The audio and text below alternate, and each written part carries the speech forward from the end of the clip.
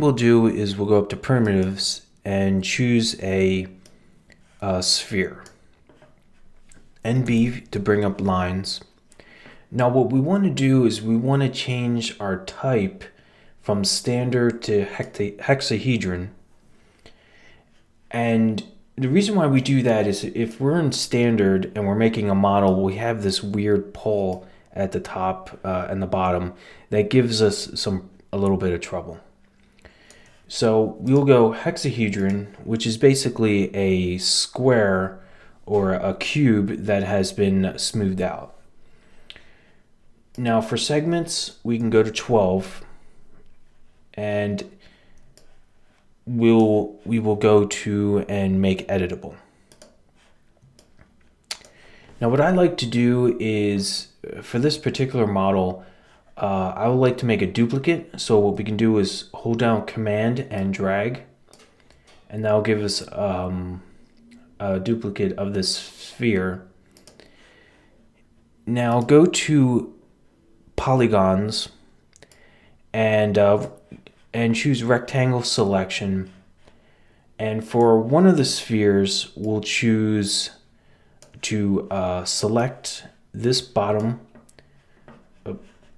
Make sure that you have only select visible elements checked, unchecked, and tolerance selection checked. Now select just the bottom half of the sphere and just make sure that it's all selected, and delete. And now make sure that you go to points in point mode, and I just want to show you, deselect or hide the other sphere. Now you'll notice that we'll have all these points. Now to get rid of that, you can just go to right click and then go down to optimize, and I'll get rid of those points. Now bring back your other sphere, and with that one selected and polygons, you'll select only the top polygons, and just make sure we selected a few here. Now what we'll do is we'll delete just the top half of our first sphere. Now choose one of the spheres, choose the bottom sphere, and bring that one, drag that one down so we can see both of them. And we can actually bring this down a little bit more. Now select both spheres and right click and go down to where it says connect objects and delete. And what that'll do is I'll connect both those spheres into one polygon, or as one object.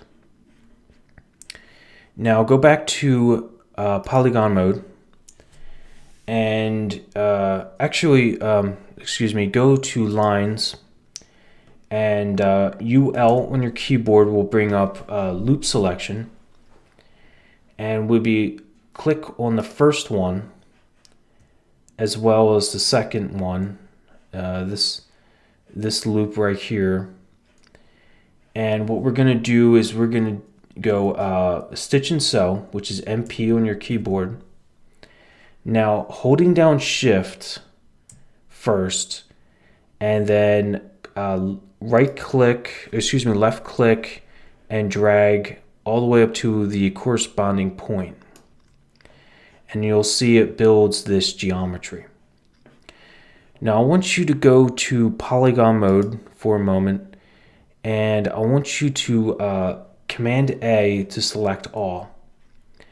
Now you'll notice that these polygons at the top and the bottom are different color than the geometry that we just made. The center one is going to be all in blue. Now the reason we don't want to have we don't want to have these reverse normals. So what you'll do is you'll go to right click and you'll go down to where it says align normals.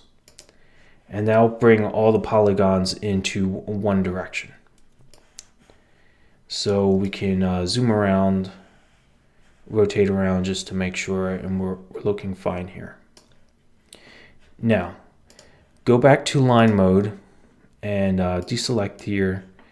Now bring up your knife tool, KMK on your keyboard, and we will go into loop mode. Now, there's an option here where you can just press Shift. You can see the loop here, but when we press Shift, you'll see it turns gray, and we no longer can manipulate that with our cursor. It just stays in one spot.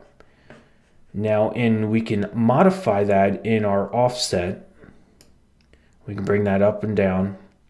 In this case, what we want to do is we want to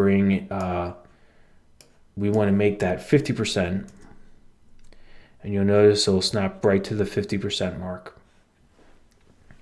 Now, when we have restrict to selection, in this case, we don't have anything selected, but if you do have something selected, deselect, or you can just uncheck this and you'll be able to make your loop selection or slice. Now, in order to make the slice, just left click and it'll give you the line all the way around. Now we're going to do that same thing again here. Press Shift, go in here into the offset, 50%, left click, and we'll do the same thing here. Shift, 50%, and left click. Now that way we get our polygons here, and they're all square, and they're all just good typography. Now, go to, we want to go into our perspective, from our perspective to right view. And we're going to select, if you go into point mode, you'll notice that I didn't check optimize for some of these points. So right now go to optimize and it'll get rid of those points. I forgot about that. Now, go selecting these points here. You know this will be our center line. So just above our center line for our object, we just want to select all these points.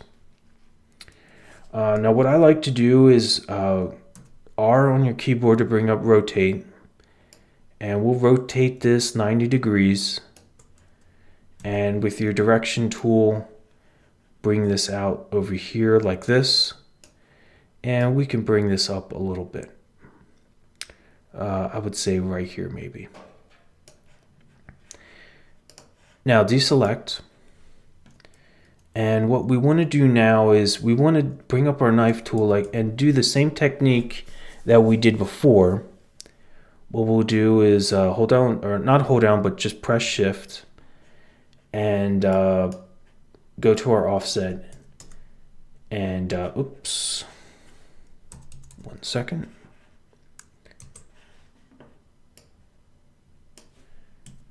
And 50% and left click.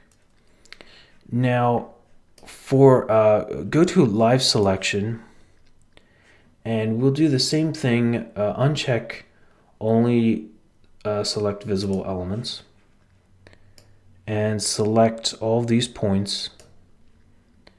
And what we want to do is we just want to drag this out up a little bit, up and over to the right.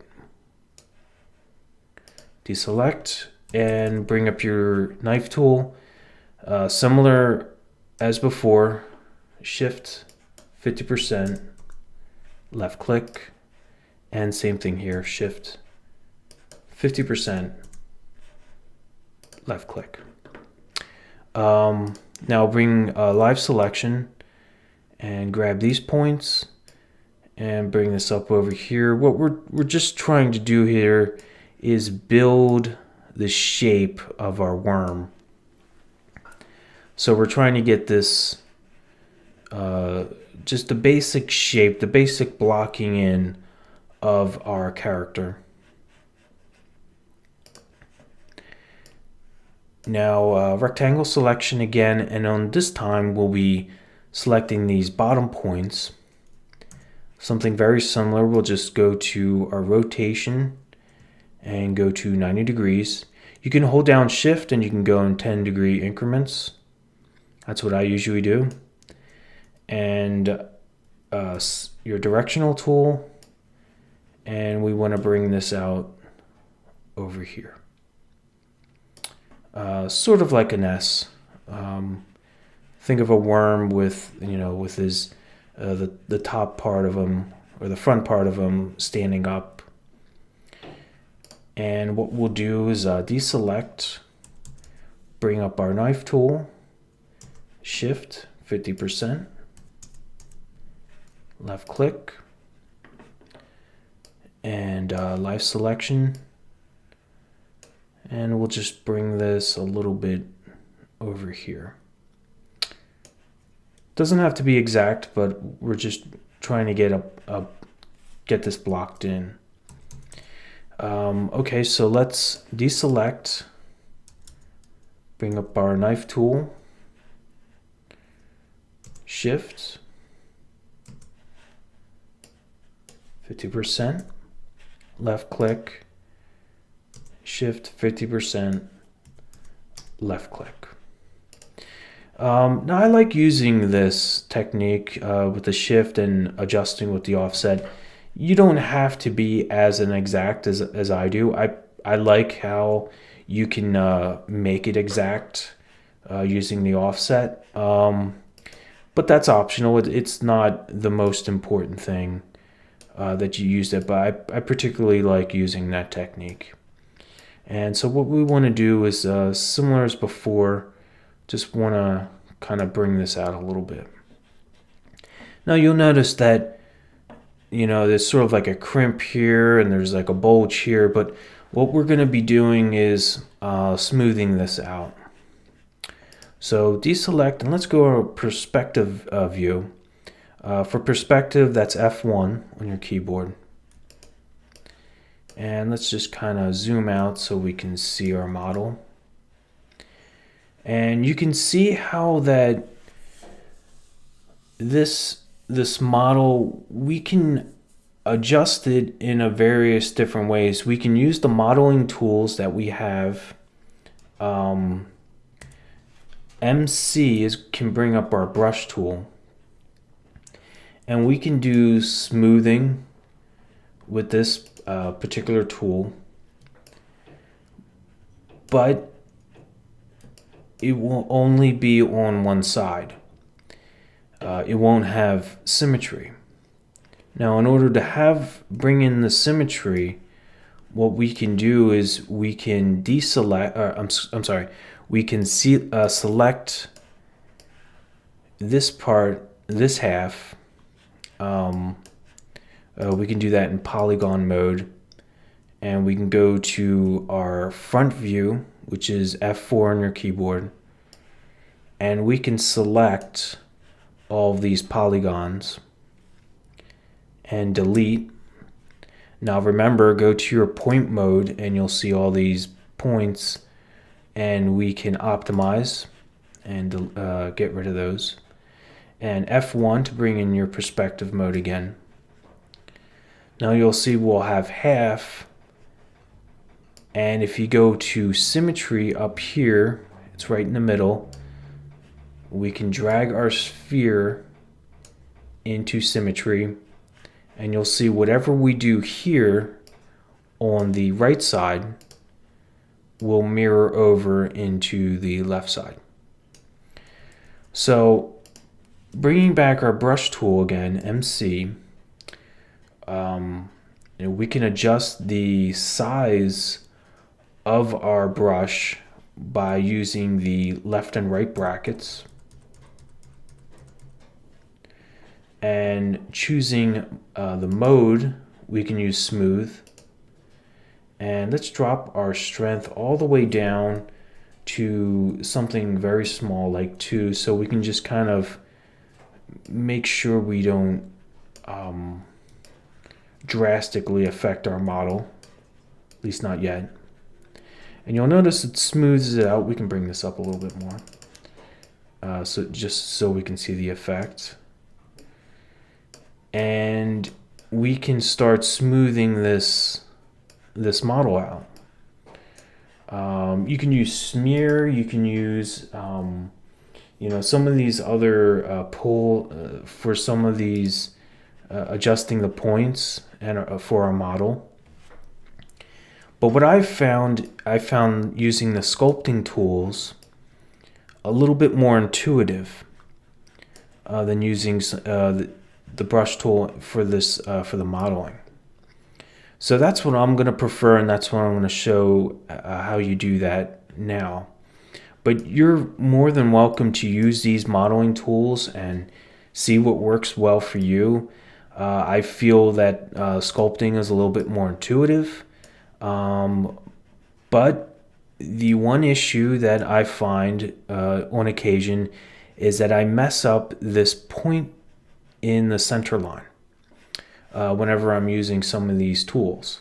One way around that is to make sure you have a surface checked, and anything that you do here is only going to be on the surface over here, and it won't affect some of the points back here. So if you just want to work on just this area right here and nothing that comes across here, make sure you have surface checked. And just be a little bit careful with the strength and radius. So that's one way you can do this as you kind of shape and block in how you want your character, in this case a worm, to look. But what I like to do is I'll go into sculpting. So before I go into that, I just want to I touched on a little bit of the center line, and I just want to tell you, if you are going to use the brush tool and you accidentally move this over, if you're using a smear or smooth tool, what you'll have is you'll open up this seam, and you'll have to get that back over to the center line. If that happens, what you can do is you can go into your front view and select just the points on that center line. So right here, let's go back into perspective mode, and just to make sure that I did not select any other points besides this center line. Excuse me. And we just want to make sure that this is all going to be centered. So what we can do is we can go to set point value, which is ML on your keyboard, and we want to go into the X, and we want to have set value to 0, and coordinate system we want to set to world. It's very important that that's set to world, and you can apply. And what that's going to do is that's going to snap your points that you've selected to 0 to your center line, and anytime you make a mistake and that gets moved over, you can simply bring that back up and hit apply. So it's just something I just wanted to go over because that has caused problems in the past, and you might run into that issue as well. So what I'm going to do is I'm going to undo and bring back to where I have my full model, and I will go into sculpting mode. So selecting just the model, I will go to sculpting, and I will hit subdivide.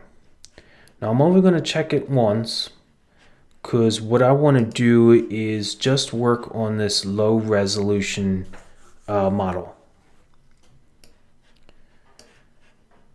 So using smooth,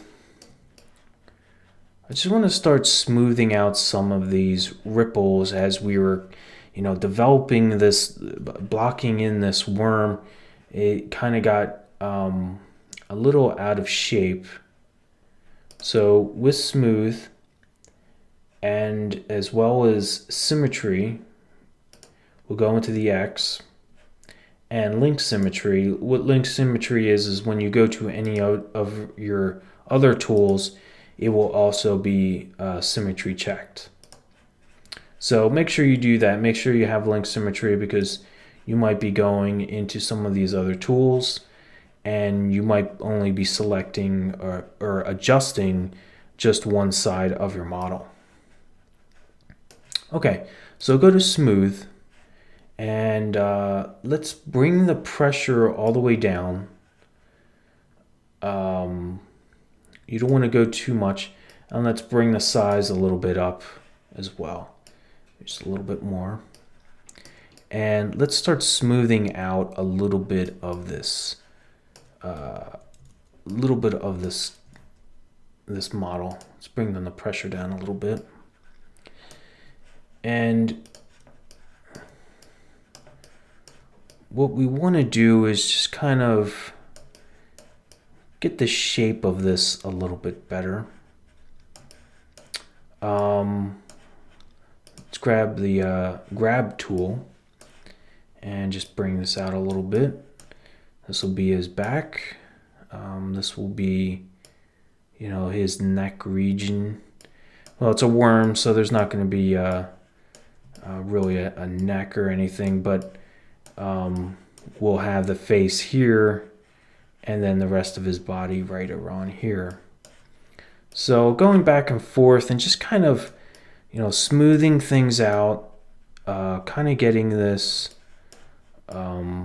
into a shape that, you're a little, you like a little bit better.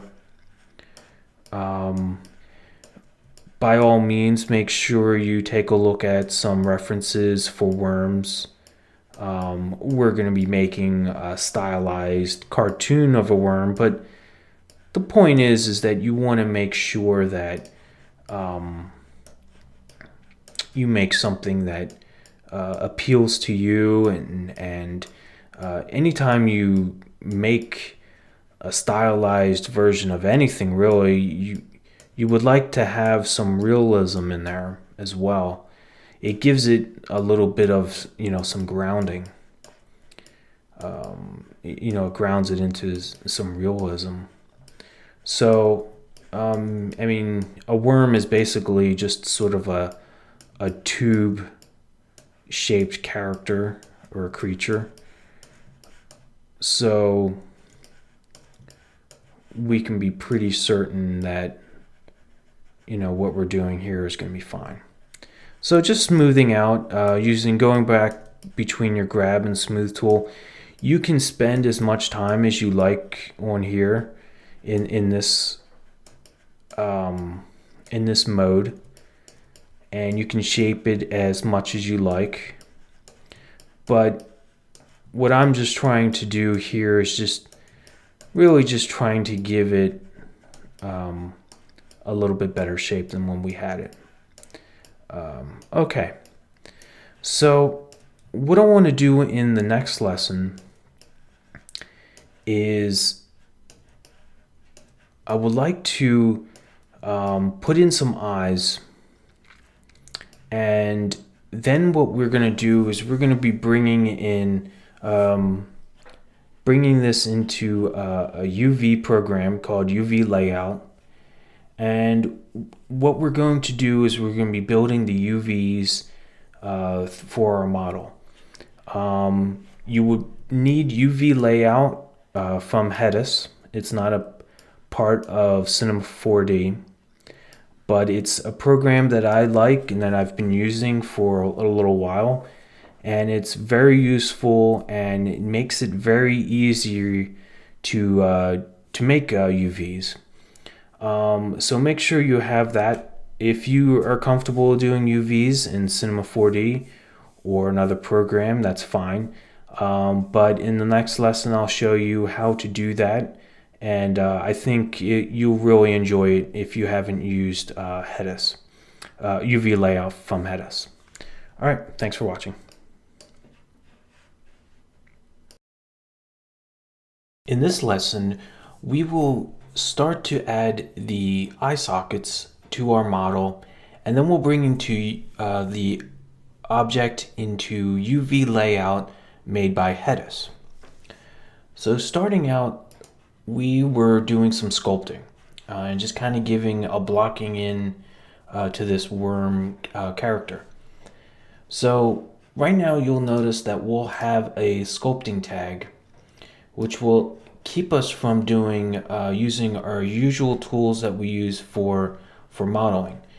So what we'll have to do is we'll go to File, Export, and down all the way down at the end here where it says Wavefront OBJ. And we'll save this as an OBJ. You can put this somewhere where you can a little bit more organized. I usually use OBJ folder. Now, you can close this window, open up your worm UV OBJ, or whatever you named it. Let's bring up our lines again, and we want to quickly just put in some sockets that will later we'll put in an eyeball for each socket. And then we'll start getting into UVs. So go to polygonal mode, and we're going to choose these two polygons right here. Now we're going to use an inner extrude IMW on your keyboard, and just slightly just bring this in a little bit, just so we can have some geometry to work with. Now I'm going to use this directional tool and I'm going to bring it in, but you'll also notice that we want to give it a little bit more, we want to change the angle where we're pulling this in. So go to each individual polygon, and if you want to be very exact, you could like we did before, I explained how you can cut out half of this and then put your right half into a symmetry mode. You can work that way, but in this case it's a very slight change. We're just pulling this over just a little bit, just so it gives it a more even angle for where this model is shaped for our eye socket. And we'll do something similar over here as well. We just want to bring in this polygon just slightly.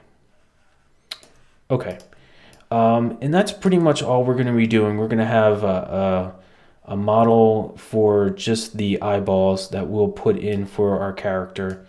But I just wanted to, excuse me, I just wanted to get this one part done before we bring it into our UVLayout program. So let's save our document, and you can bring that into whatever folder you're using. I already have a file here, but that's just a duplicate, so I can just replace that.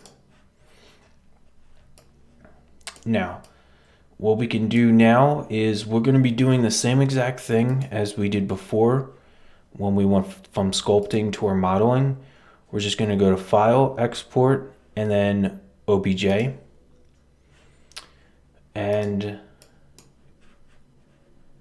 now you can change this to a different file name. I'm going to leave it the same, and it's okay if you replace that.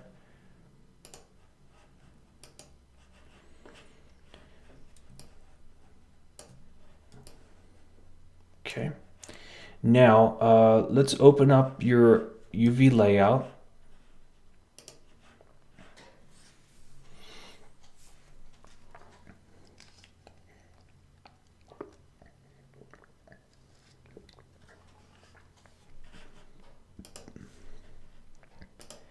click on load, and navigate to your file.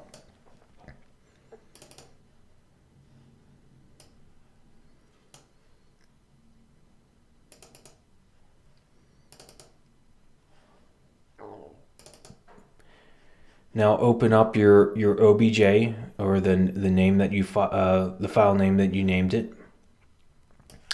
Okay, so now you'll notice what we'll have here is the character that we've made in Cinema 4D. And if you're not used to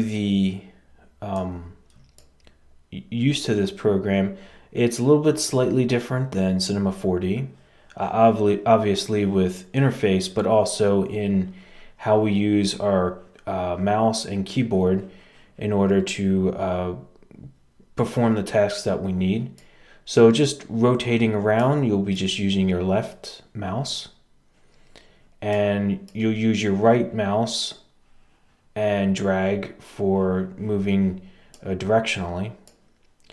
And zoom in will just be your mouse scroll wheel, or for what I'm using the Apple mouse.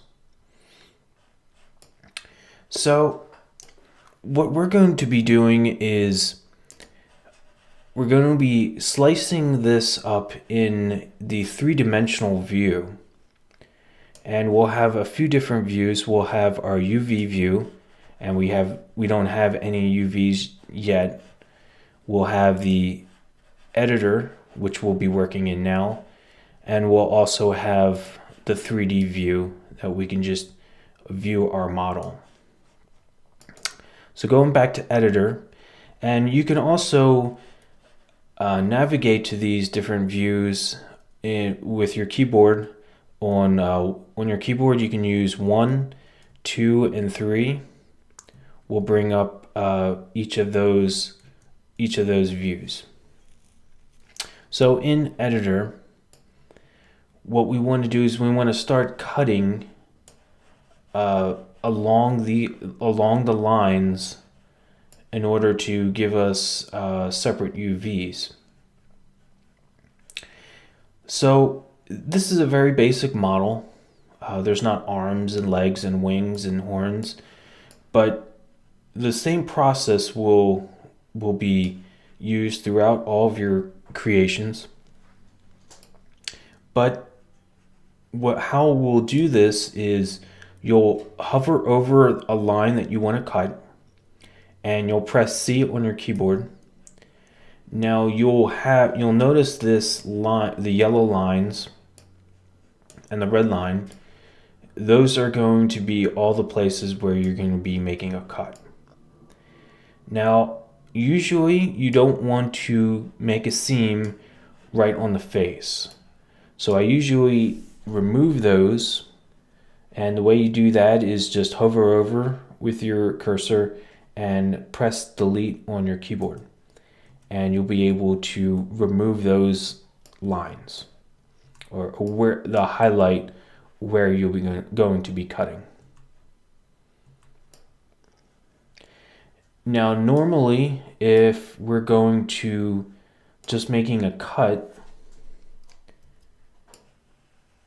we would press enter, and that would make a cut for where you want to cut something off. In maybe if you have a character that has arms and hands, maybe you want to cut where there's hands or feet. But in this case, since we don't have a lot of appendages, what we can do is we're just going to be making a seam. So in order to make a seam, we'll go Shift S on your keyboard. But let's continue to make these highlights. Now, if you go to Edit, you'll notice that you have this area here where it says Untag Edges 0, 1, 10. What that means is when you hover over each line and you press C, you will get 10 lines that it will highlight. You can also go just one. So I'm going to press that and go up further along here, and I think that's fine. And that will just have just this area here will be, we won't have a seam. We just wanted, you just want to try to find an area that is something hidden, like the belly, or maybe it's the inseam of a leg or an arm. But so for in this case, I think this will be fine. And if you want, you can also maybe put a little seam here as well. This area is going to be a bit of an issue because the way we make our UVs and flatten everything out, there will going to be some stretching and contracting of the polygons. You won't be able to get away with that, but you can minimize that by just planning ahead for each of your models. Now we could also cut here for the eye sockets, and in this case what I'm going to do is I am going to just cut these as well.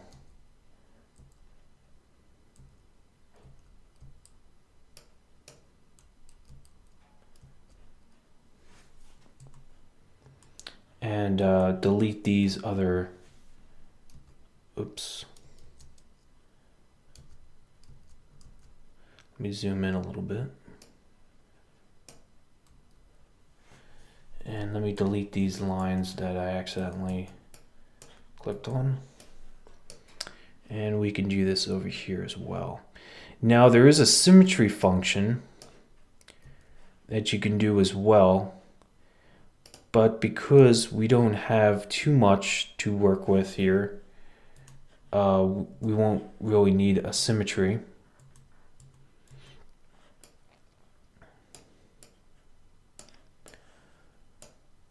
So let me go to Shift S on your keyboard. What you will want to do is you want to hover your mouse over the area or the model that that you want to put your seam in. So Shift S, and you'll notice it makes this cut, and this will be a seam as well. And I would also like to make a little cut here and here. I just try to think of ways that, okay, how is this going to be flattened out? I kind of think of in an actual real world setting, if it's a cardboard box, you know, what can I do to, you know, Shift S for these two. And, you know, what can I do to make it look where it would be a natural seam for my models. Okay, so now that we have these seams placed in or cuts made, we can now drop this into the UV perspective, or UV view, excuse me. And in order to do that, you'll just hover over the area or the model that you want to drop in, and you simply just press D, and that'll just disappear and go into your UV view. And you can do the same with these eye sockets. Now you'll notice we'll automatically switch right into the UV, and oh, okay, I'm sorry. Press 1 on your keyboard and you'll get to UV. And now, in order to flatten this out, which is pretty interesting, we'll be using Shift F, and we'll be using that hover over your model, and we'll be using the function for all of these cuts. So Shift F, you'll notice it flattens it, and then you release on your keyboard, and you'll notice it flattens out your model. Now I'll continue to do this. It'll run through the program until this designated time up here on your upper left-hand corner, and this will be the time limit where it'll expire. And you can also just press the space bar in order to stop it, and that's what we'll do. Once you see that it hasn't made much progress, you can press the space bar. Now you'll notice that there's some different colored areas here. Some are, you kind of have like a pink here. These are kind of a bluish. What we want is green. The green areas is where there won't be any distortion, and there will be some slight distortion. For red, it's where things are going to be expanded, and blue areas is where it's going to be contracted. Now, you'll notice that there are going to be some reds and blues, but these are pretty, these aren't too drastic. It's where you have a bright blue or a bright red is where there's going to be some problems. So we're going to use the same technique, Shift F, for these other two eye sockets, and hit spacebar, and we'll do the same thing here and hit spacebar.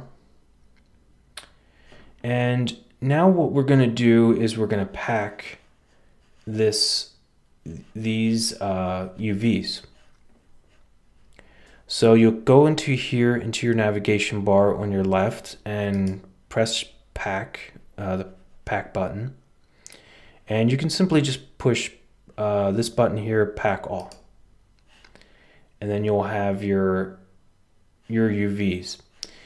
Now, I want to go back quickly or briefly to our 3D view. You can just press 3 on your keyboard, and you're going to see the UVs wrapped with the color coding into a 3D view. Now, this kind of gives us an idea where there's going to be some distortions, but a better way to do that is press T on your keyboard, and you'll get a checkered board that you can then modify, or not modify, but make smaller or larger by pressing the negative or positive on your keyboard. Positive will make it smaller, and negative will make it larger. And if you press T again, it gives you this number system that gives you a little bit better view of where there's going to be a little bit of distortion. And you can see up here, that's going to be a little bit of a problem area, so you just want to be careful with that. And here you'll see that these are stretched out, your red areas, and here in these blue areas is where it's going to be, the polygons are going to be a little bit compressed. And we'll have our seams as well. Seams are really unavoidable, but if you plan them out, you can make sure that they're not too conspicuous. And with a little bit of practice and a little bit of back and forth, you can get these UVs in pretty good shape. Okay, so now before we go back to Cinema 4D, we want to make sure we save our object. And the way we do that is we'll go up here where it says TMP, and we'll press 1, and then we'll press save. And what this does is it gives you UVLayout gives you sort of some options here, so you can have a few different versions if you would like. So if you want to have a few different versions that you might want to go back and edit, you can do that. But at the very least, you still have to click one and then save, and you'll see save done, and then you can just dismiss. So quitting out of here, what we're going to do, we'll bring it back into Cinema 4D in the next lesson, and we're going to start doing our sculpting. Now that we have the UV part taken care of, as you can see, UVLayout from Hedis is a pretty neat program. It's a little bit better than what we would use in Cinema 4D. So I highly recommend using this program. If you want to use Cinema 4D, that's fine, or if you have another program, but you will need UVs in order to continue doing our sculpting, but mainly for painting. So in the next lesson, we'll start our sculpting.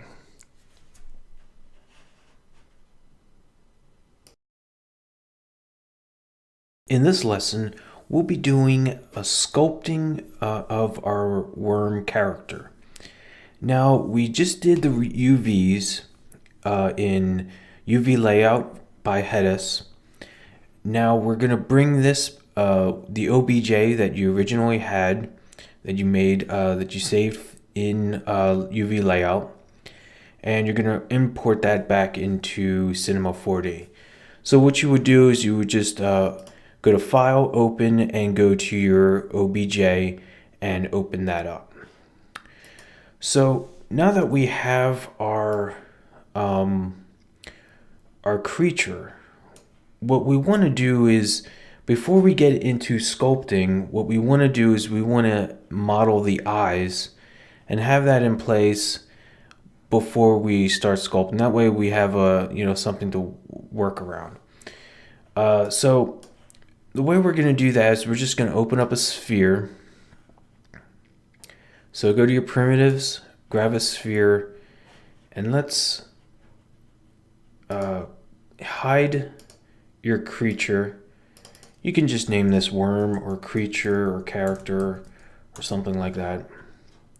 And we can hide that creature by clicking on this dot here is going to be for your viewport, and this here is going to be your render. So in this case, we just want to hide it just for a moment. So you can just double click on the first dot here, green and then red, that'll hide your model. So let's make sure you have lines on, NB on your keyboard. And we want to rotate this sphere so the pole is facing front. So you want to grab this axis and holding down shift, and you can see you get 10-degree increments as you move your rotation, and you can get to 90 degrees. For segments, the default 24 is fine, and we'll be resizing the radius when we start editing. So let's make editable and go to polygons, and with your selection tool, let's zoom in a little bit. We're going to have this as the pupil, and I believe the correct term is iris for this area here, and then the rest of the sphere will be white. So keeping in mind this is going to be a sort of a cartoony character, so we're not looking for exact realism. So with this area here selected, what I want you to do is you'll go up to your menu and go to select, and come down all the way here where it says set selection. Now you'll notice there's a little tag here in your menu, and it's going to have this here is going to be the selection that you're going to be using for your materials for just this area. Now we can create a material. You can just go create new material, or you can just double click in this area here and then double click on your material, and we're just going to make this black. You can keep everything default if you want. Now for this, all you have to do is drag the material onto this selection and deselect, and you can see that it's all black. Now I want you to make sure that you do not have this tag selected. So just click off of it and it will be unselected, and then click back on your sphere. We're going to set another selection, and I don't want you to I don't want you to go over this. Then I want you to go here and select this area that we have right around the pupil. Go to select, and again set selection. Now we're going to be creating a color for this area. It could be anything that you want. I prefer to have orange. So what you can do is you can create a new material, or you can just simply click and drag, holding down Command, and move over this material to duplicate. And in color, make sure you have that selected. You can simply just drag to the color that you want. I'm going to choose orange, but you can choose any color that you like.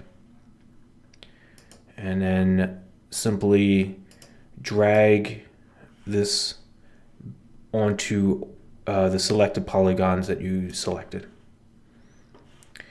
Now that we have that material, what we can do is again make sure you don't have your this selected. Go back here to your sphere, and what we want to do is just select all of the area that is not the iris and the pupil. Now in order to do that, you can do it quickly. Just rectangle selection, and let's rotate around a little bit, and make sure you have only select visible elements turned off and tolerance selection checked. And you can just simply grab all of this area here, and let's rotate around. We missed this area. That's okay. And you go to live selection, and you can just select those areas, those polygons. And so just make sure that we grabbed everything, just kind of rotate around, and we look okay. Now we're going to do the same thing, select, set selection, and we will make a new material, and we'll simply make this white. We don't have to worry about specular. You can keep that the same if you want. And just drag this material, the new material made, and drag it to the selected polygons. So now that we have that, let's go to model, and let's bring back our character visibility. So we can simply just check this back to worm, and let's zoom out. Now let's bring forward the sphere. Right now it's hidden by the model, and you can resize this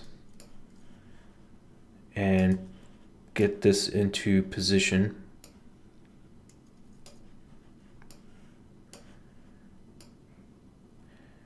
And what I'm going to do is I'm going to use the subdivision surface right here, drag the sphere into subdivision surface, And what that's going to do is that's going to make sure that when it renders, it will be enough polygons to give it a nice smooth sphere. And you can see that when you click on subdivision surface in the editor, which we're viewing in here right now in your viewport, that's set to 2 subdivisions. And the reason why you don't want to go too high in your editor, it's okay to see a good idea of how many polygons you have. But if you go too much, and you have multiple objects, and it becomes might be a little too much for your computer, it might crash. So that's why it's okay to keep it at 2. But when it renders, it will render with 3 subdivisions, and the default is completely fine. So once we have that, I want to grab a symmetry. So up here, grab symmetry, and put our subdivision surface and our sphere, and just drag that right into symmetry.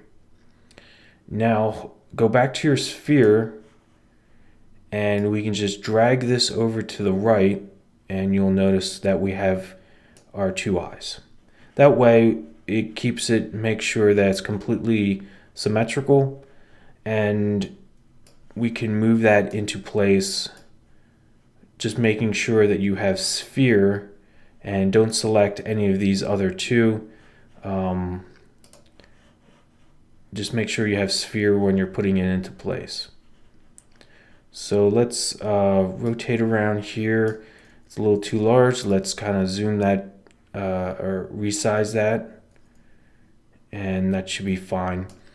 Keep in mind, we're going to be sculpting, and once we start putting in some subdivisions, this will smooth out, and we'll be able to work around this eye a little bit.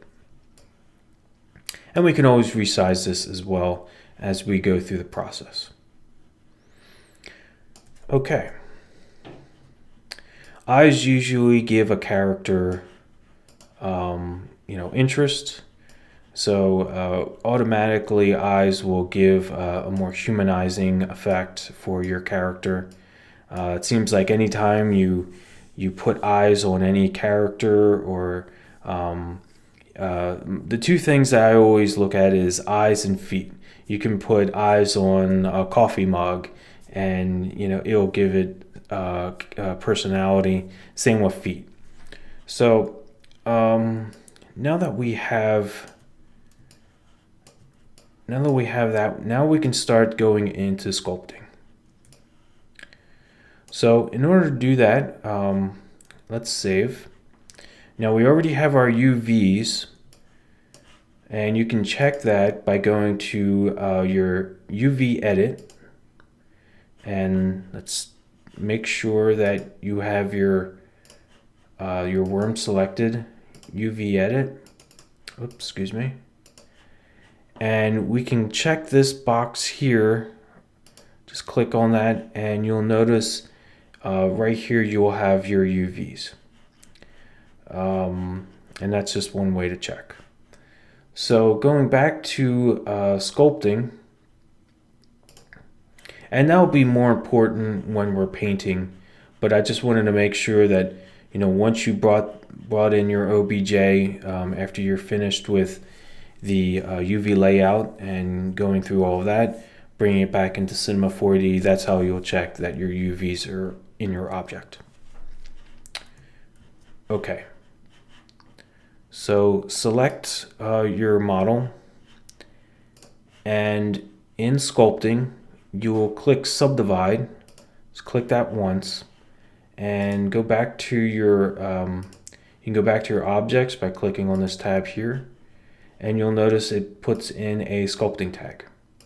But you'll notice there hasn't been anything that has changed, and that's because go back to your layers here, and you can see that it's just 0 level.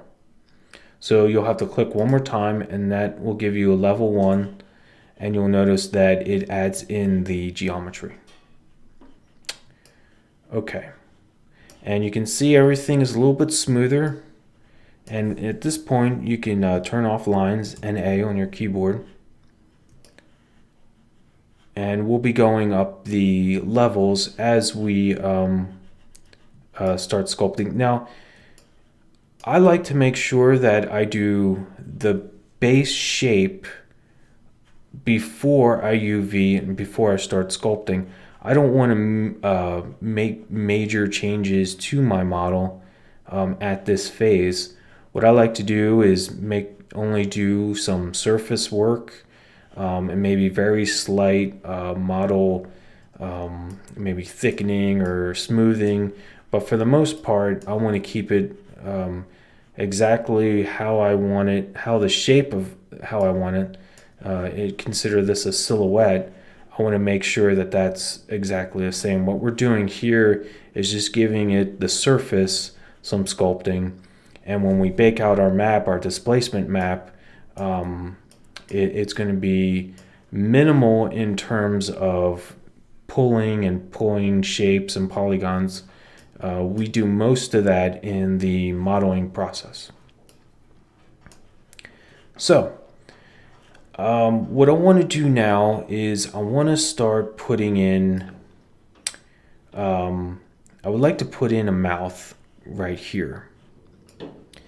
So let's go up another subdivision, get up to 2. And right away I can kind of see that these eyes are coming out a little too far. So I just want to push that in slightly. As we make subdivisions, smooth things out and it minimizes it a little bit. And so what we want to do is just make sure the eyes aren't bulging out.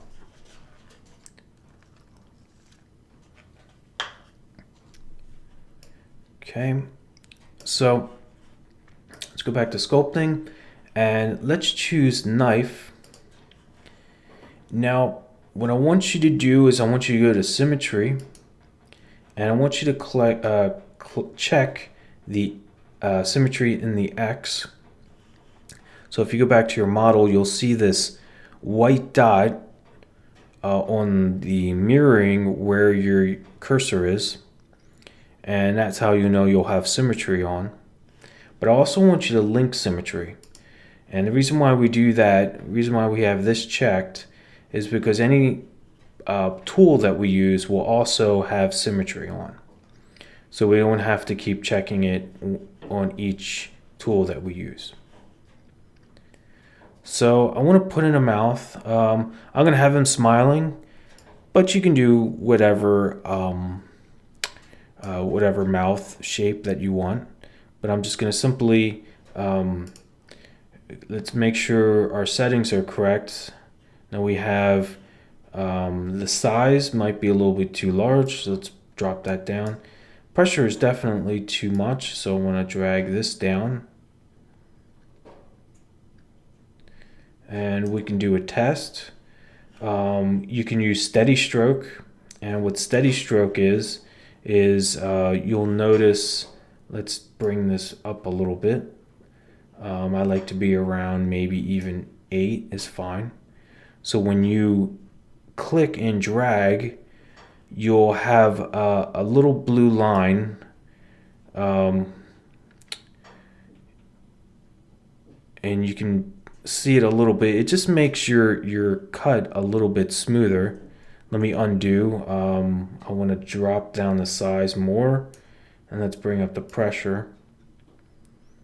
So steady stroke is useful if you're going to do some real detail work, and you want to make sure that's nice and a nice smooth line, not a lot of jagged edges.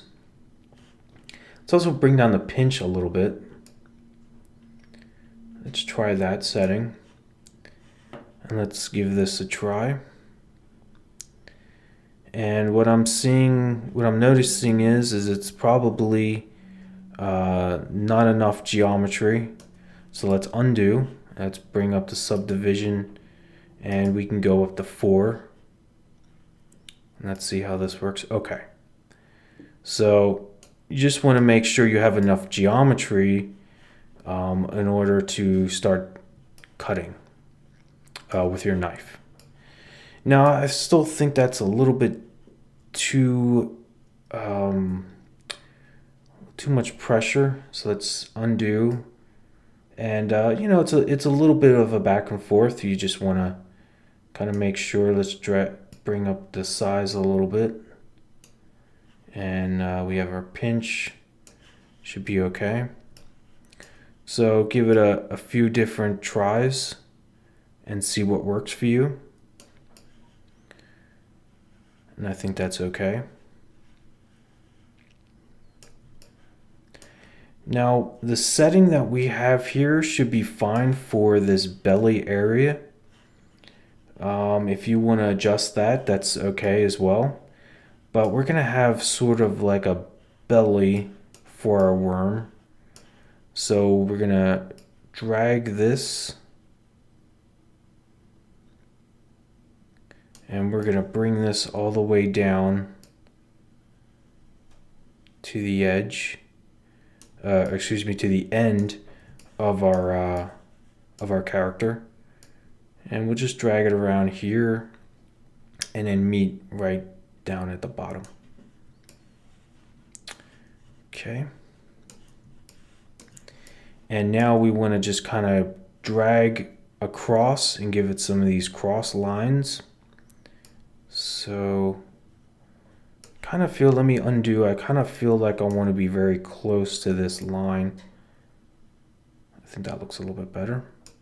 Now you'll see some faceting from our geometry, but we'll be going up a subdivision, so that's okay. And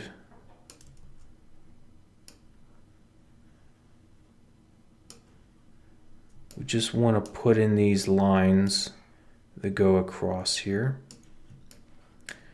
You can look at some reference models for worms and insects, and any type of designs that you want to put here would be okay. We have some pretty big faceting where we're starting to run out of a little bit of geometry. We can fix that in a moment. And we'll just drag this here, maybe one more line. Okay. Now if we go up another subdivision,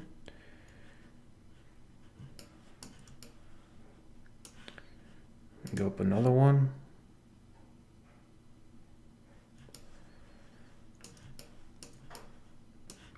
And we can start smoothing this out if it feels a little bit too jagged. You can go into smooth and just drop the pressure down a little bit. We don't want to go too much here. A little bit more. And we just kind of want to smooth it. You'll find in sculpting, there's a lot of back and forth. You'll make a change and then you'll smooth it out. You'll kind of go back in between your levels, so you can drop this down a little bit, smooth out a little bit here.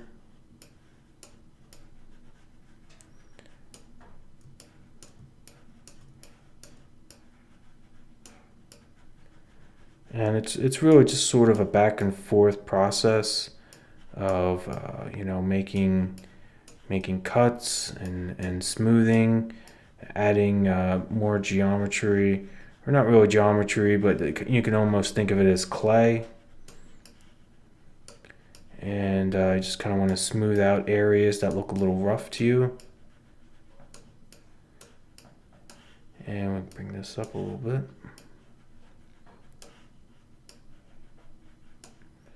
And just kind of want to smooth out various areas.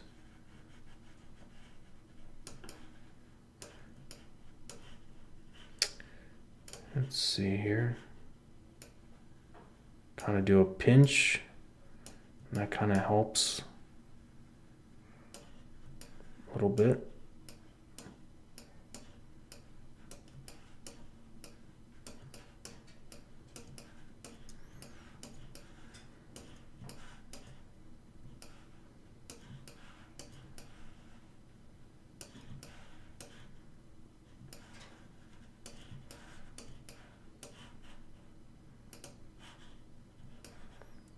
Okay, go back and up another subdivision. So, I mean, you could spend as much time as you want making, various details. If you want, you can put in like maybe some wrinkles here for his, this kind of worm is kind of crimped a little bit here. You can drop the pressure down, drag up the size, and maybe just kind of put in some cuts here.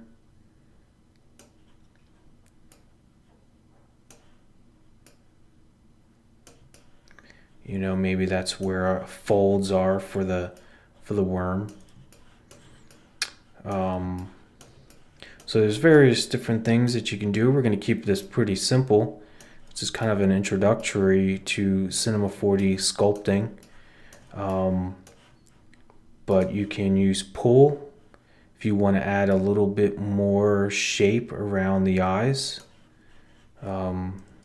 Maybe you just want to check the settings and make sure the pressure is not too much. You can just add a little bit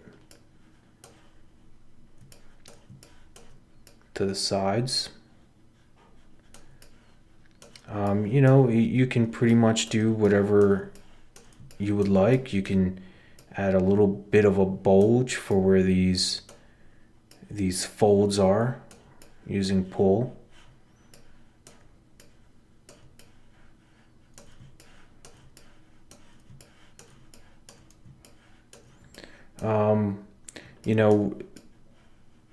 We can do all kinds of different types of things. I want to keep this kind of a simple creature, a simple cartoon creature, but you can add as much and as little. I mean, wax kind of gives you sort of a rougher kind of look, if you're going for musculature. This kind of character doesn't really call for something like that. But you can make this your own. You can make this your own creature if you want to go like that. Inflate will give you, just as it sounds, it's kind of like blowing up the surface here. Could almost give it gills if you wanted.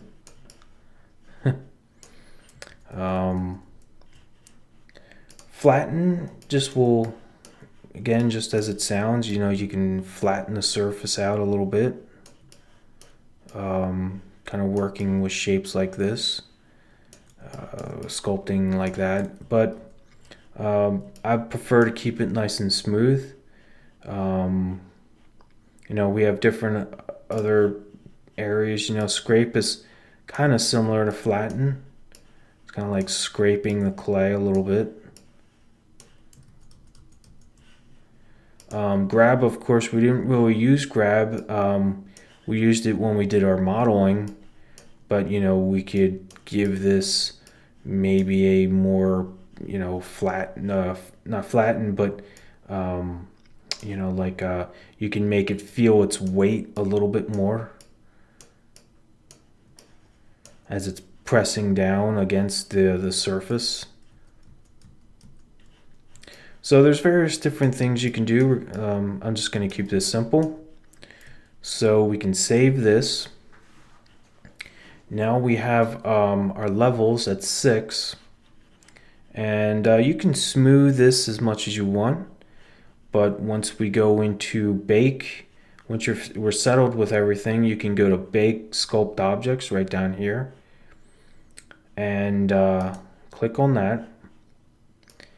Now, for the file name, you can just name whatever file name you want to give it. We're just going to call it worm. And format can be, whatever you want to do, any compositing or post work. I usually just go Photoshop PSD is fine. We're going to keep this a 32-bit channel. For the this preset, we're just going to go to 2048 by 2048. Pixel border's fine. Single file, we can leave that unchecked.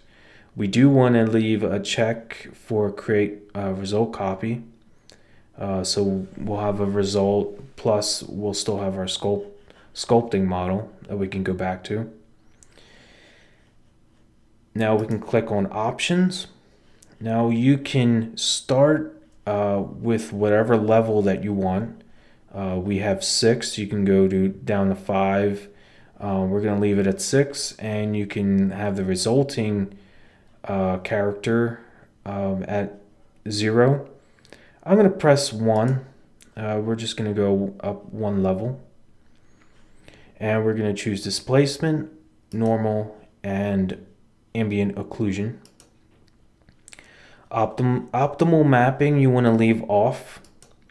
The only reason why you would use that if you wanted to have Cinema 4D to do the UV for you.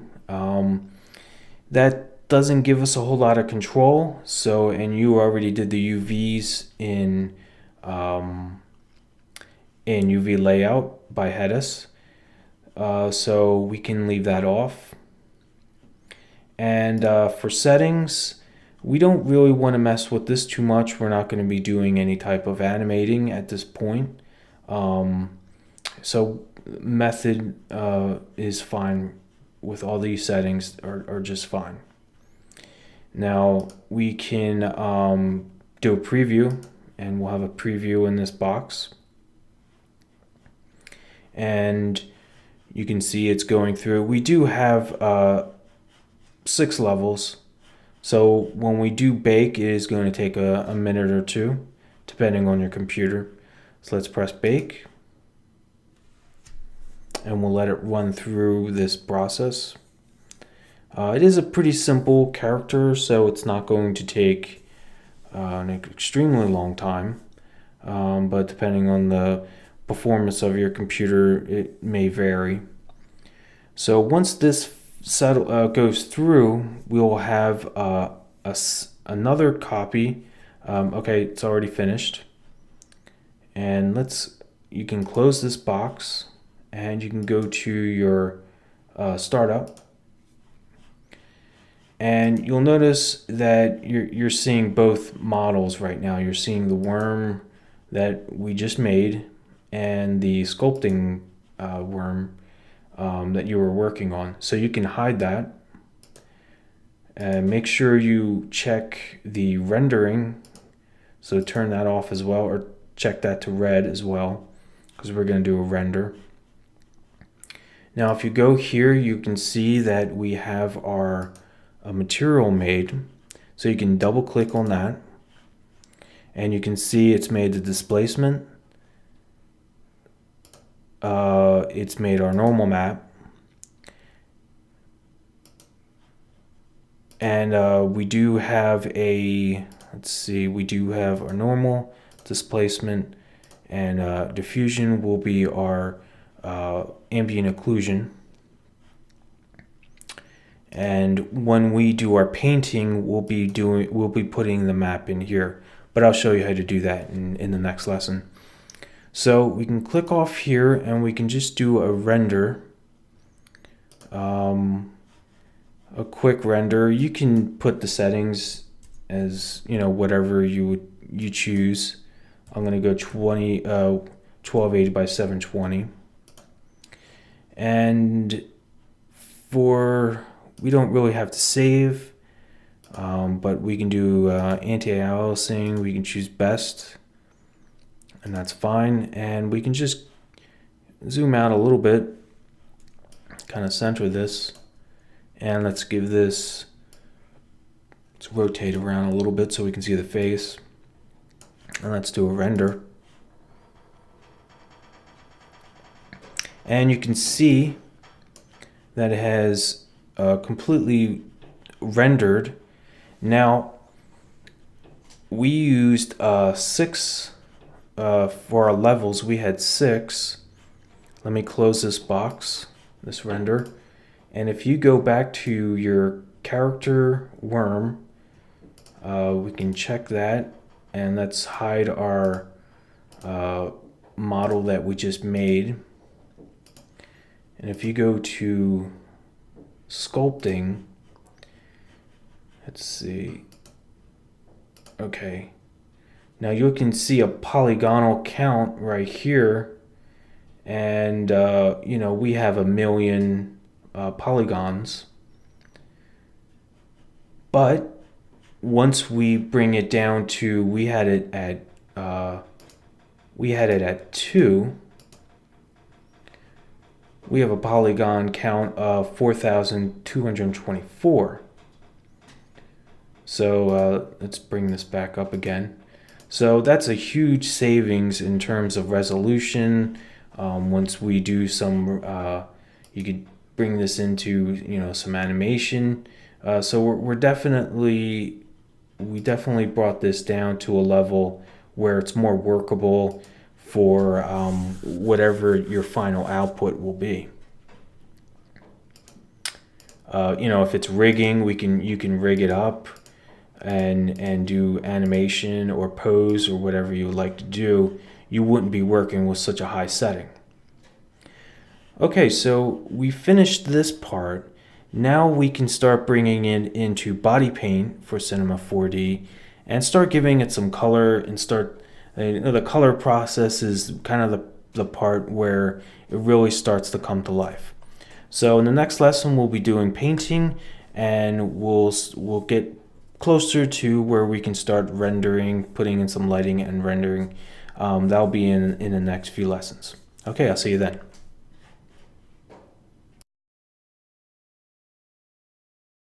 In this lesson, we'll start painting our worm character. Now, we just made a new file, or not a new file, but a new layer, this worm character that is basically from our displacement map. So we're going to hide that for a second by clicking on these 2 dots here. And let's bring up our original sculpt layer. And we want to go into body paint. So let's go to 3D, BP 3D paint. And let's make sure that we are, yes, we have that selected, okay.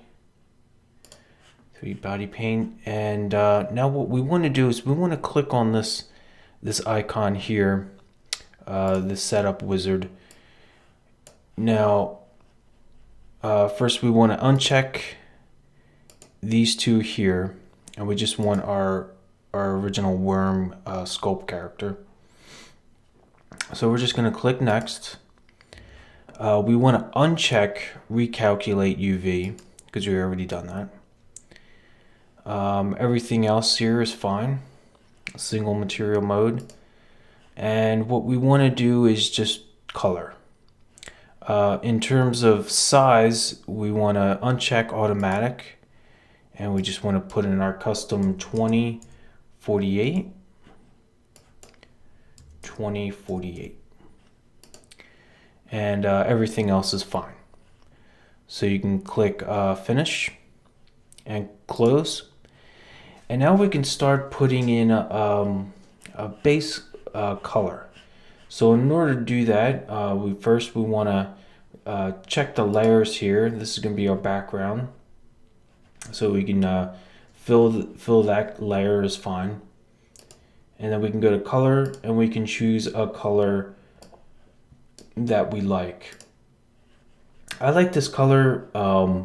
It's kind of a greenish orange, greenish yellow kind of color. You can kind of play around with that a little bit.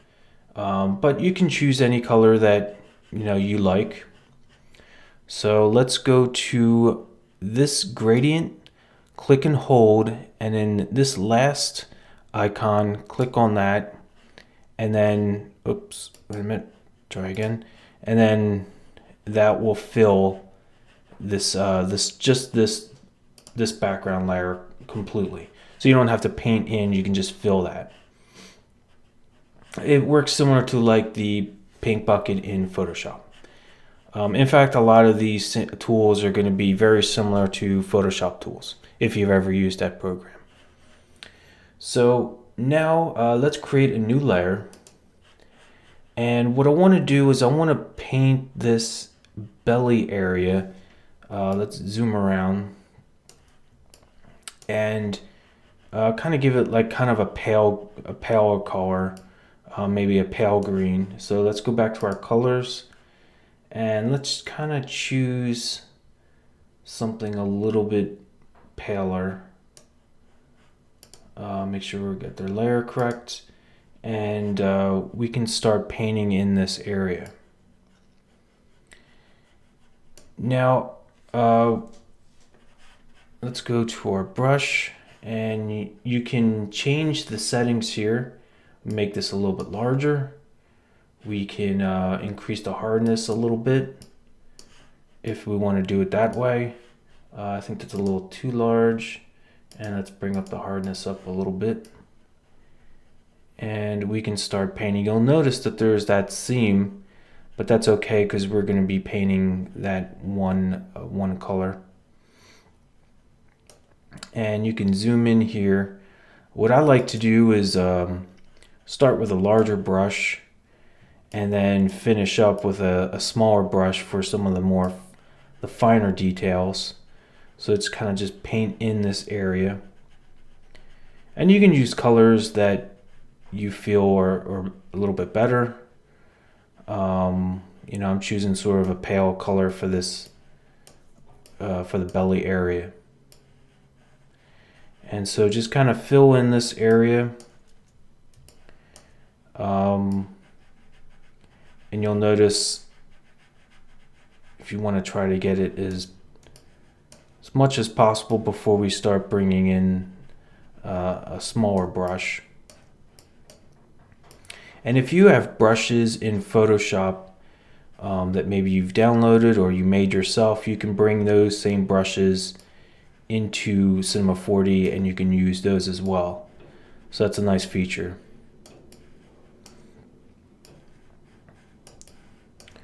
And so I'm just painting this in and just kind of getting this all the way around. I'm at the point now where I'm going to probably need a smaller brush size.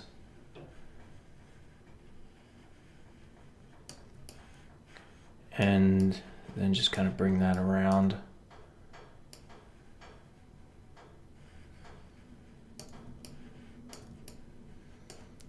Zoom in a little bit.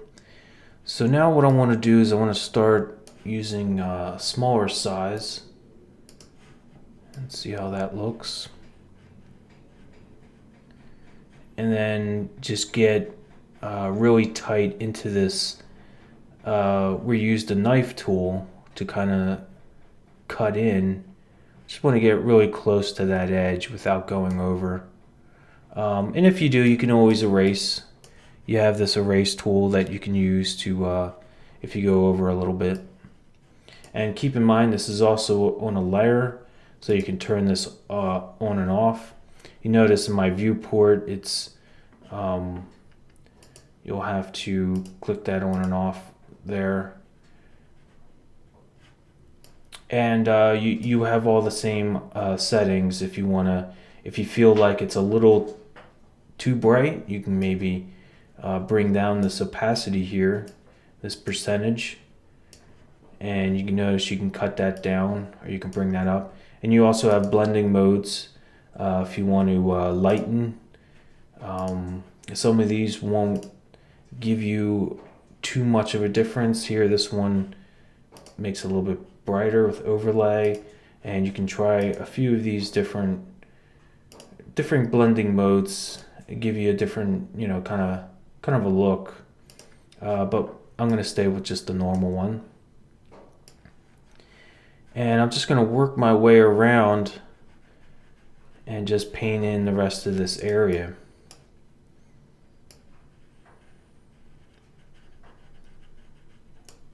You can also work in a 2D view. I kind of prefer working in 3D, but if you know Photoshop, you can also bring this. It's going to create a. If you click save, you'll notice it's going to save. It's going to save that texture.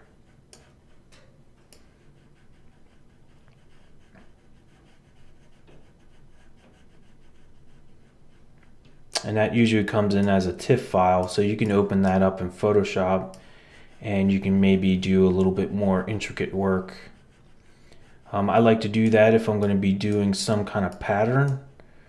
And we're going to be putting on some, some slight spots and splotches on this character, but in future ones you can also use, different types of patterns depending on, what you want to do, what your kind of interests are. So that's kind of cool too. And you'll notice as you go through and keep doing these types of characters, you'll probably be using both. You'll probably be using this 3D body paint, and you'll be using a 2D program like Photoshop for different various projects or aspects of what you're trying to do. Both are going to come in real handy.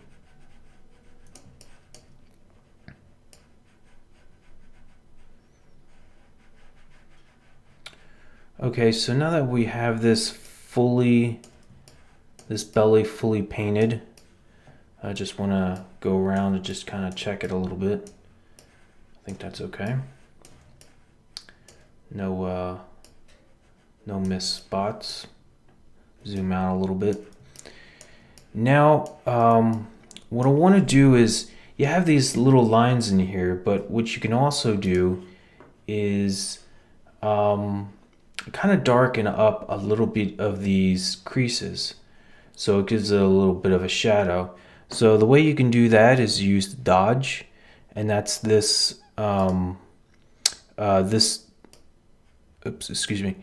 this tool here. I'm sorry, not dodge, burn. I get those confused. Burn, and it kind of gives it sort of a actually burns it in, gives it a little bit of a darker kind of look.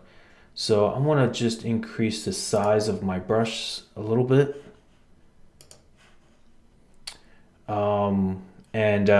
Just to clarify, the burn will darken and dodge will give it sort of a bright, if you want to do like a highlight, you can do that as well.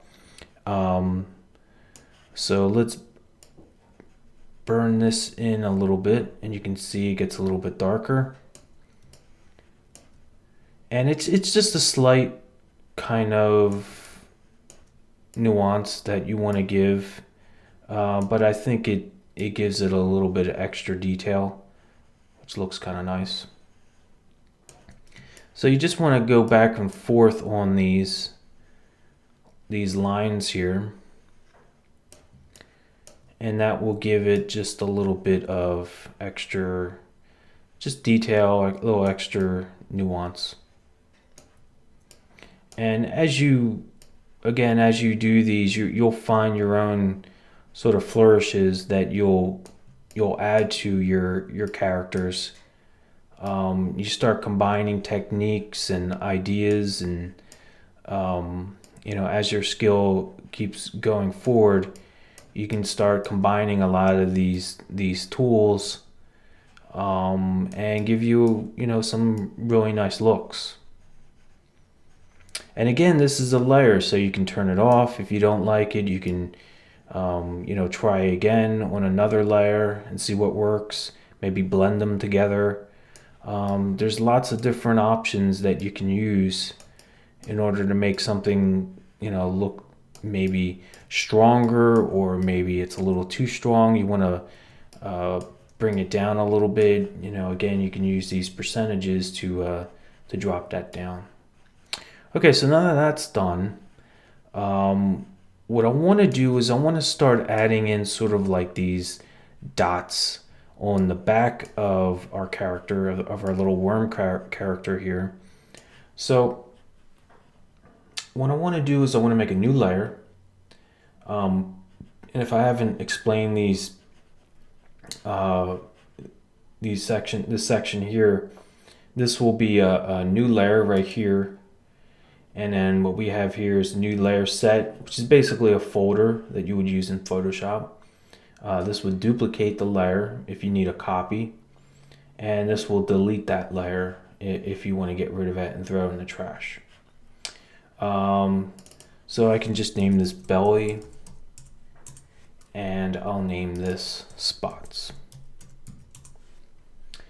So up here, for your brush size, let's make this a little bit larger, and let's increase the hardness, and let's get a new color. What I want to do is I want to pick the same color that I have here for the base, and you can just use the eyedropper, and it'll pick that color right back where you were. And then you can just drag this down slightly to give you sort of a darker color, and go back to your brush tool, and let's just kind of start painting in, you know, some like dots in the area. I think I can drop the hardness down a little bit, you know, bring up the size a little bit. I think that'll look good. And you can vary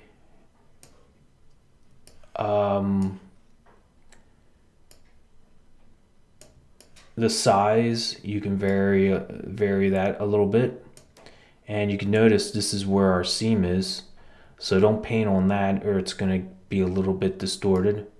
So just be conscious of that, and just start coming in and start painting in these little dots on the back of your character. And we can, you know, increase the size slightly, give it a little bit of variation. And there are tools here that you can use. You can use, you know, some of these like jitter, and you know, you can space that out as much as you want. Now give you a look, but I kind of like doing this manually. It gives you a little bit more control of where everything is going to be, so I kind of like doing that. Now you're going to notice here that just by looking at the brush, you're going to have some slight distortions, and that's where when I was showing you the UVs, and you had somewhere like a pink section where things are getting stretched and compressed. So just be conscious of some of those areas, and you know, kind of work around it.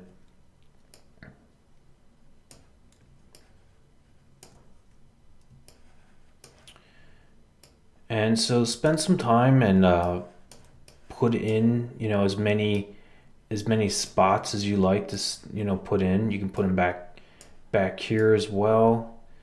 You know, just make sure you get the other side as well. We kind of want to give it sort of an even kind of look. You know, maybe you can kind of consider these like maybe sunspots that you would get, like sort of like freckles. And you know, mix up the sizes so it's not too, you're not getting too uniform of a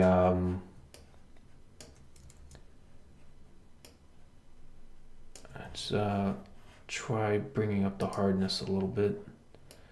So you're not getting, you know, too uniform of a, you know, you want to kind of give it sort of an organic, kind of natural kind of look. Feel like I want to have this hardness a little bit more. Let me try again. And sometimes you have to redo. Sometimes if you do something, you know, you may not like it. You know, it's okay to click undo or just erase and just kind of try that spot over again. You can do that. That's not a problem. And the idea here is just to kind of experiment. You know, I'm showing you, you know, what I like and, you know, what I kind of think is kind of interesting. But, you know, feel free to kind of give your own flourishes to each of your characters, and, you know, give it, you know, I'm just showing you the tools, But as you go through this and learn on your own, you experiment a little bit, and kind of go back and forth, little smaller ones, larger ones.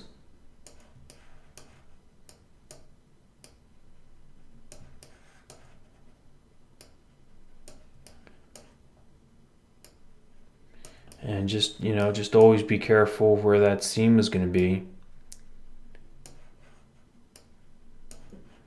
There's some things you just can't, get around. You have to have seams, for the UV to flatten out, but you just kind of have to work around those things. So I think this is pretty good. We could put a few more on the face a little bit.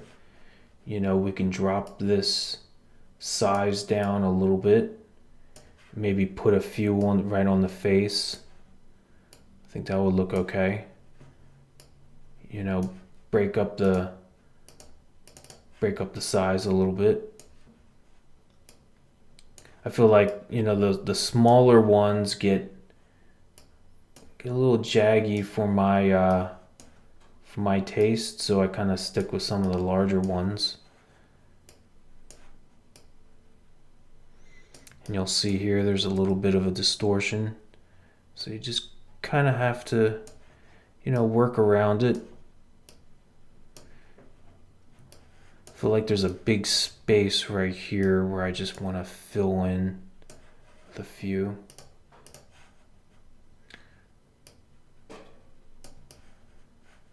And just kind of give it your own kind of feel. Okay, so this is pretty much wrapped up. And maybe a few down in here. Kind of give it a good once over. Whoops.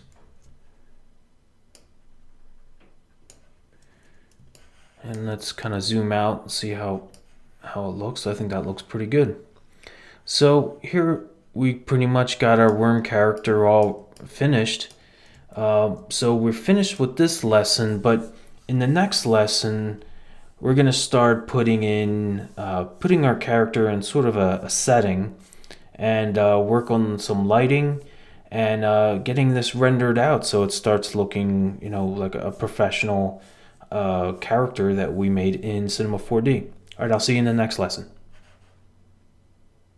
Okay, in this lesson, we are going to be putting the lighting and rendering of our model. So in the last lesson, we did our painting and we painted in all the areas of our model, but now what we want to do is we want to give it a setting and being able to put in some lighting and then give some final rendering that will give our character look a little bit of realism. So you notice that when we did our painting, it was on our sculpt worm. So we're going to hide that, and I'm going to show you how to put that into our worm that we created when we baked out our sculpt. So go to your other copy that you have when you baked out your worm and select it and make sure it's visible. Make sure your sculpt version is turned off. You can just turn these buttons to red. And when you go down to your materials, you're going to see this one material. Double click on it and go to color. And then in this section where it has texture, click on this arrow and load image. Now what you're going to do is you're going to load your TIFF color file that you made when you saved your body painting of your model. So double click on that. That's going to load it up. Now let's just give a render. We don't have to save this, we just want to kind of take a look at it, just make sure it looks okay. Okay. Everything looks okay. And now what we want to do now is give it a, I guess, like a floor that we want to have our model sitting on. So you can come up here and you can just click on floor. Let's zoom around a little bit. Now we're going to have to move our model up to sit onto the floor. So what I want to do is I want to grab worm and symmetry. This is our eyes that we made. And Option G is going to put that in its own folder. And you can name that worm if you like. Keep it organized. And now with our directional tool, we can just bring this up and get this right on our floor. Looks like it needs to be pulled up just a little bit. That should be fine.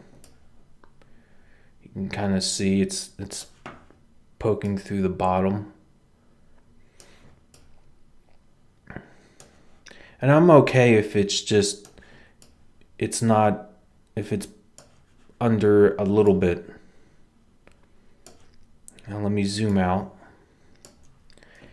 And now what I also want to do is I want to go to the same area and click on sky. So we have floor and sky. And now what I want you to do is in your Cinema 4D, you have your prime folder. Double click on that, and then materials, and then HDRI. And you're gonna choose HDRI 024. And you can use any HDR image. But we're going to use this one because it comes with Cinema 4D. So you can double click on that, and that's going to bring it into your materials palette. Now drag this onto the sky. And what this is, the sky is basically a big sphere, and the HDR image is placed on the inside of the sphere, this big dome, and the lighting is illuminated from the image. So these, let me zoom out and just kind of zoom around. Basically what you see is this image on the inside of the sphere, and you're getting the lighting through these little window openings. So let me zoom back in. And this floor, when you render, it's not going to be a square. It's going to go on forever. So you're not going to have to worry about there's going to be this break. You're not going to be able to see that. But you will be able to see the horizon. So just keep that in mind. We'll probably render from like a position like this. So now that we have that, the only thing is we really don't want to see the image. We can turn that off by just going to right click on your sky, and then Cinema 4D tags, and then we're going to come down here where it says compositing. We'll give it a compositing tag, and when you click on that, you'll have this some options down here, and one of them is seen by camera. You can uncheck that so that when you render, you will not see that image. You'll just have the lighting affecting your materials. Okay, so, and just to, let me double click on this, you'll see that the color is turned off, everything is turned off except luminance, and this is where our image is coming from. So let me also make another material. So just double click and then double click on your material. And then what we want to do is we want to give the color, say bring that down to 50%. And then we want to go to reflection, check that box, and let's bring that down to say 27, something like that. You know, around a lower version. You don't want the reflection too much because then it's going to be like a mirror. And so we want to bring that down. We also want to bring in some blurriness. That's going to kind of blur the shine a little bit. And we'll also click on texture and then come all the way down to Fresnel. So we'll have that on there as well. So let's turn this off. Let's uncheck that. And now that we have our sky, our floor, and let's bring the material onto the floor. So we have that on there. Now what we can do is, so we have our lighting set up, we have our all our material set up. One thing I do want to go back, let me double click on our character material that we have. We have our maps in here. Only thing I want to put in is maybe a reflection. And let's bring this down as well. And we'll also bring up the blurriness here. So it gives it sort of like a wet look. And we can drag this down a little bit. Bring this back up a little bit. And you can see the preview a little bit here. So that's going to help. Let me bring that down. And now let's also take a look at reflection. I'm sorry, specular. And we can adjust the settings slightly. Let's save that. And now, once we've gone through all of this, we now want to go into sort of like a rendering part of this training. So come up here to render settings.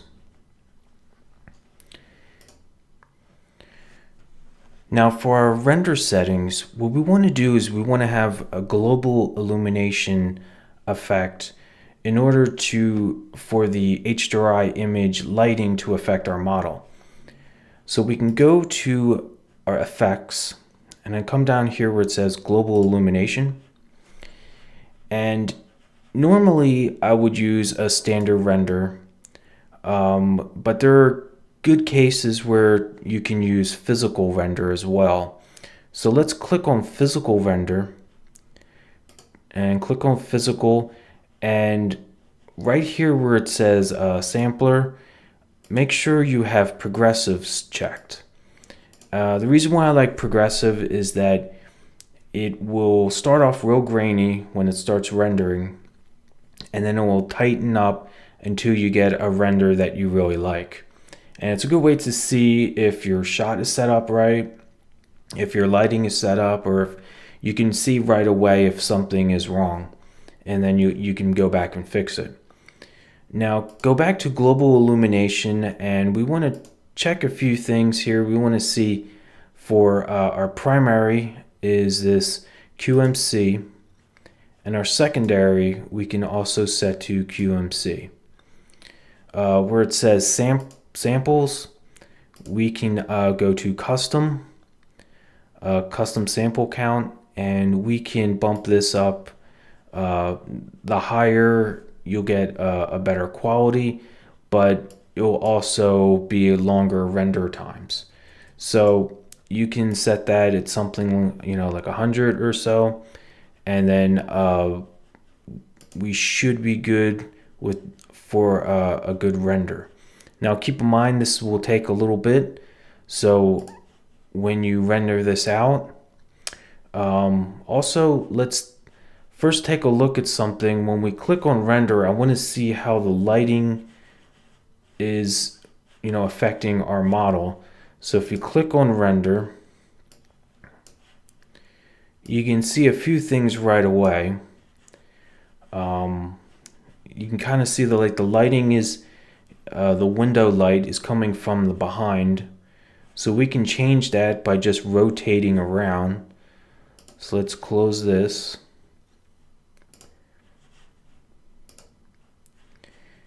And let's go back to our compositing tag and click scene by camera.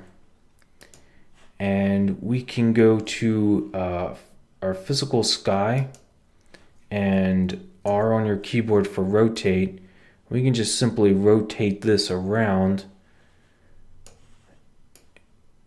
Oops. And kind of get somewhere where we can get our lighting facing our model.